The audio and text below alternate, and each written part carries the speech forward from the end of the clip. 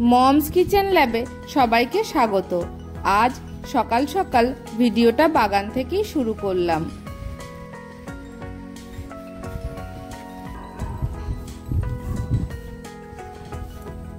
বন্ধুরা, আজকে চলে এলাম কচু শাক কাটতে। আমার বাড়ির পাশে একটা ফাঁকা জমি আছে, এখানে দেখুন প্রচুর কচু শাক হয়েছে। তাই খুব ইচ্ছা করলো আজকে কচু শাক খাবো। তা কচু শাক কেনার জন্য আমাকে বাইরে যেতে হয় না। লতি বলুন, কচু শাক, কচুর ফুল সব এখান থেকেই কেটে নিই। তো আজকে কচু শাক দিয়ে আমি 3টে রেসিপি আপনাদের করে দেখাবো। আপনারা সঙ্গে থাকবেন, আশা করি আপনাদের খুব ভালো লাগবে। কোথাও যাবেন না কিন্তু, দেখতে থাকুন আমি কি করে কচু শাক কাটবো আর রান্না করবো। জানেন তো, এই কচু গাছ কেটে না বহু মানুষ জীবিকা নির্বাহ করে। এই মাঠ থেকে কচু গাছ কেটে নিয়ে গিয়ে আমাদের কাছাকাছি স্টেশনে, বাজারে সবাই বিক্রি করে। আবার অনেকে পাড়ায় ঘুরে ঘুরেও বিক্রি করে। তবে যেহেতু আমাদের পাঁচিলের সাথেই, তাই আমাদের আর কেনার দরকার পড়ে না, আমরা এখান থেকেই কেটে নিই। যখন আবার এখানে বাড়ি হয়ে যাবে তখন আর এই সবুজটুকু দেখতে পাওয়া যাবে না, তখন আমাদেরকেও কিনে নিতে হবে।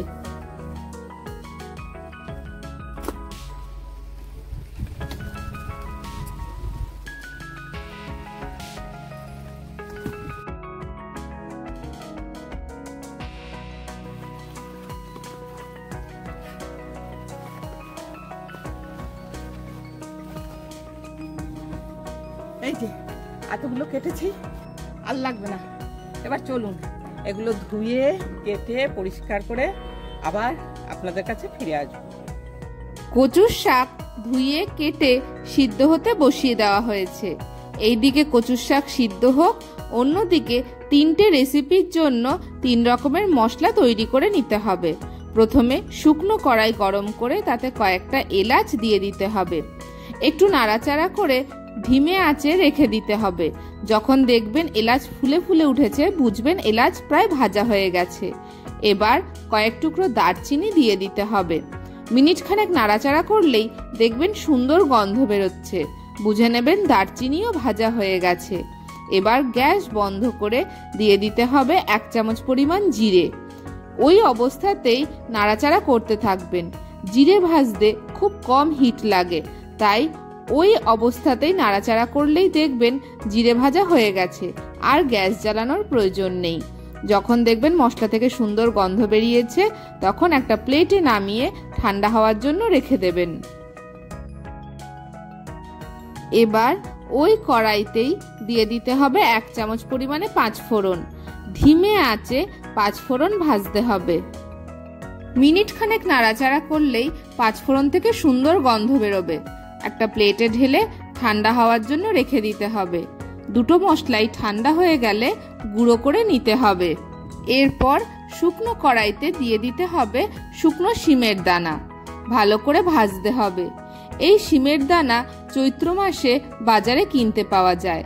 যারা গ্রামের দিকে আছেন তারা তো এলাকাতেই পেয়ে যাবেন, আর যারা শহরে আছেন তারা চৈত্র মাসে বাজারে খোঁজ করবেন, কিনতে পাওয়া যায়। এগুলো অবশ্য আমাদের বাড়ির গাছেই হয়েছিল, শুকিয়ে রেখে দেওয়া হয়েছে। মিনিট 5-7 নাড়াচাড়া করলেই সুন্দর গন্ধ বেরোবে, বুঝে নেবেন শিমের দানা ভাজা হয়ে গেছে। এরপর একটা থালাতে নামিয়ে ছড়িয়ে রেখে দিতে হবে ঠান্ডা হওয়ার জন্য। শিমের দানা ঠান্ডা হয়ে গেলে একটা শিলনোড়ায় অল্প অল্প করে দিতে হবে, আর হালকা হাতে আস্তে আস্তে প্রেস করতে হবে। তাহলেই দেখবেন শিমের দানা থেকে খোসা আলাদা হয়ে গেছে। যাদের কাছে জাতা আছে তারা জাতাতেও গুঁড়িয়ে নিতে পারেন, আর যাদের কাছে জাতা নেই, এইভাবে খুব হালকা হাতে প্রেস করে করে শিমের দানার থেকে খোসা আলাদা করে নেবেন। এইভাবে ধীরে ধীরে সমস্ত শিমের দানার থেকে খোসা আলাদা করে নিতে হবে।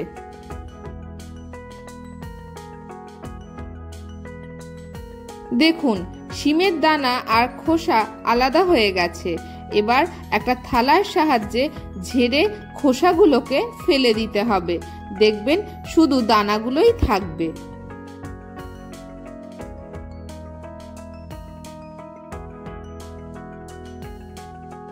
দেখুন খোসাগুলো ফেলে দেওয়া হয়েছে। এবার দানাগুলো গরম জলে ভিজিয়ে ঘন্টাখানেক রেখে দিতে হবে। চাইলে সারা রাতও রেখে দিতে পারেন। এবার 2 চামচ নারকেল আর হাফ চামচ পোস্ত বেটে নিতে হবে। এত সব যে মশলা করা হচ্ছে, এগুলো কিন্তু সব 3 রকম রেসিপির জন্য। কচুর শাক দিয়েই তৈরি হবে 3 রকম রেসিপি। এক একটা রেসিপির জন্য এক এক রকম মশলা। দেখুন বাটা হয়ে গেছে। এবার রসুন আর কাঁচা লঙ্কা বেটে নিতে হবে। এটা আবার অন্য রেসিপির জন্য। এইদিকে মশলা বাটা কমপ্লিট। কচুর শাকও প্রায় মজে এসেছে। দেখুন কমে গেছে কতখানি। এবার দিয়ে দিতে হবে খানিকটা লবণ। ভালো করে মিশিয়ে আবারও ঢাকনা চাপা দিয়ে কচুর শাক সিদ্ধ হওয়ার জন্য রেখে দিতে হবে। কিছুক্ষণ পর ঢাকনা সরালে দেখুন কচুর শাক একদম সিদ্ধ হয়ে গেছে। এবার জল ঝরিয়ে নিতে হবে। আমার দিদা কখনোই কচুর শাকের জল ঝরাতো না, বলতো কচুর শাকের স্বাদ ও গুণাগুণ দুই চলে যাবে। এইদিকে কড়াই গরম হয়ে গেছে। দিয়ে দিতে হবে বেশ খানিকটা সর্ষের তেল। তেল গরম হয়ে গেলে দিয়ে দিতে হবে 5 ফোড়ন, তেজপাতা আর চেরা কাঁচা লঙ্কা। মিনিট খানেক একটু ভেজে নিতে হবে। ফোড়ন তৈরি হয়ে গেলে দিয়ে দিতে হবে খানিকটা কোরানো নারকেল। মিনিট খানেক ভালো করে ভাজতে হবে। তবে নারকেল দেওয়ার পরে কিন্তু গ্যাসের ফ্লেম বাড়াবেন না, তাহলে নারকেল জ্বলে যেতে পারে।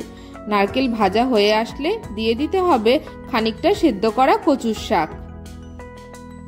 গ্যাসের ফ্লেম হাইতে দিয়ে মিনিট 5-7 ভালো করে কষতে হবে। দেখবেন কচুর শাকের জল শুকিয়ে আসছে। এই পর্যায়ে ঢাকনা চাপা দেওয়ার কোনো প্রয়োজন নেই। এরপর হলুদ আর লবণ দিয়ে আবারও ভালো করে কষতে হবে। এইভাবে কন্টিনিউ নাড়তে নাড়তেই দেখবেন কচুর শাকের সমস্ত জল শুকিয়ে গেছে।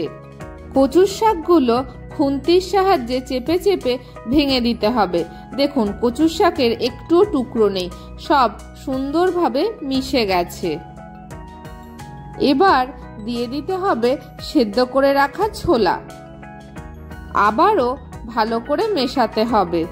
কচুর শাক দেওয়ার পর কখনোই গ্যাসের ফ্লেম কমাবেন না, পুরো রান্নাটাই হাই ফ্লেমে হবে। দেখুন কচুর শাকের জল শুকিয়ে গেছে।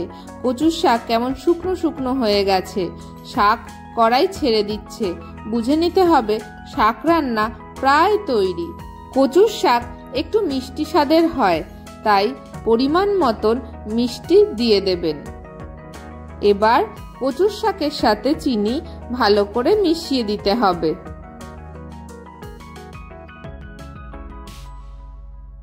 মেশানো হয়ে গেছে। সবশেষে দিয়ে দিতে হবে 1 চামচ ঘি আর ভেজে গুঁড়ানো জিরে আর গরম মশলা। আবারও ভালো করে মিশিয়ে দিতে হবে। তবে পরিমাণ অনুযায়ী সমস্ত মশলা দেবেন। মশলার সাথে কচুর শাক মেশানো হয়ে গেছে। এবার একটা সার্ভিং প্লেটে নামিয়ে পান্তা ভাত বা গরম ভাতের সাথে পরিবেশন করুন এই সুস্বাদু কচুর শাক। তবে আমাদের বাড়িতে পান্তা ভাতের সাথে কচুর শাক সবার খুব পছন্দের। নিরামিষ দিনে বা ঠাকুর ভোগে অনায়াসেই রান্না করতে পারেন এই কচুর শাক। চলুন এবার দেখে নেওয়া যাক কচুর শাকের দ্বিতীয় রেসিপি। এর জন্য কড়াইতে আবারও কিছুটা পরিমাণ সর্ষের তেল দিয়ে দিতে হবে। তেল গরম হলে ওতে কালো জিরে ফোড়ন দিয়ে দিতে হবে। একটু নাড়াচাড়া করে একসঙ্গে বেটে রাখা রসুন আর কাঁচা লঙ্কা দিয়ে দিতে হবে। রসুনের কাঁচা গন্ধ চলে যাওয়া অবধি ভাজতে হবে। রসুনের কাঁচা গন্ধ চলে গেছে। এবার ওতে দিয়ে দিতে হবে নারকেল কোড়া। একটু নাড়াচাড়া করে নিতে হবে। এইভাবে ভাজতে ভাজতে যখন দেখবেন নারকেল থেকে তেল ছাড়ছে, তখন সিদ্ধ করে রাখা কচুর শাক দিয়ে দিতে হবে। ভালো করে মশলার সাথে কচুর শাক মিশিয়ে দিতে হবে। মশলার সাথে কচুর শাক মেশানো হয়ে গেছে। এবার ভিজিয়ে রাখা শিমের দানা দিয়ে দিতে হবে। এবার এতে একে একে লবণ আর হলুদ দিয়ে আবারও ভালো করে মিশিয়ে নিতে হবে। এইভাবে বেশ খানিকক্ষণ কষতে হবে। কষতে কষতে দেখবেন কচুর শাকের জল শুকিয়ে গেছে, কচুর শাক বেশ আঠালো হয়ে গেছে।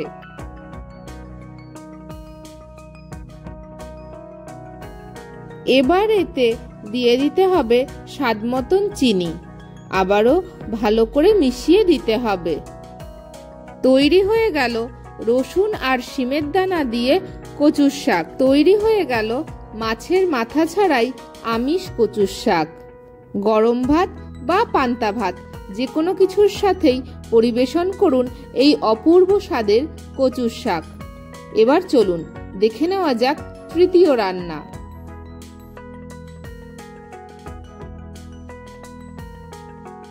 এর জন্য কড়াইতে দিয়ে দিতে হবে খানিকটা সর্ষের তেল। তেল গরম হলে শুকনো লঙ্কা ফোড়ন দিতে হবে। একটু নাড়াচাড়া করে দিয়ে দিতে হবে সর্ষে। সর্ষে দেওয়ার পর যখন দেখবেন সর্ষে থেকে পটপট আওয়াজ হচ্ছে আর সর্ষে চারিদিকে ছিটকাচ্ছে, বুঝবেন সর্ষে ভাজা হয়ে গেছে। এবার ওতে সামান্য আদা কুচি দিয়ে ভালো করে ভেজে নিতে হবে। আদা ভাজা হয়ে গেছে। এবার এতে দিয়ে দিতে হবে থেতো করে রাখা এলাচ আর দারচিনি। একটু নাড়াচাড়া করলেই যখন দেখবেন সুন্দর গন্ধ বেরিয়েছে, বুঝবেন ফোড়ন তৈরি হয়ে গেছে।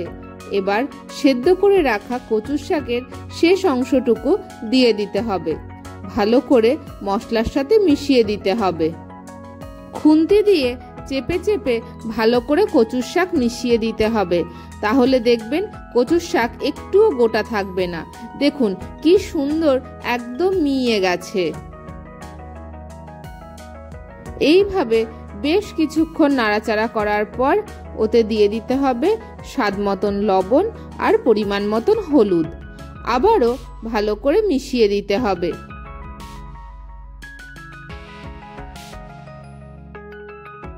মেশানো হয়ে গেছে।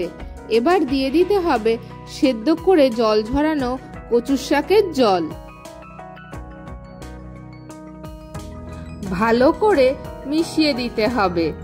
যখন দেখবেন ফুটে উঠেছে তখন দিয়ে দিতে হবে তেঁতুলের কাঠ। আবারও ভালো করে মিশিয়ে দিতে হবে। একটু ফুটে উঠলে বেটে রাখা নারকেল আর পোস্ত দিয়ে দিতে হবে। একটু মিশিয়ে মিনিট খানেক ফুটিয়ে নিতে হবে।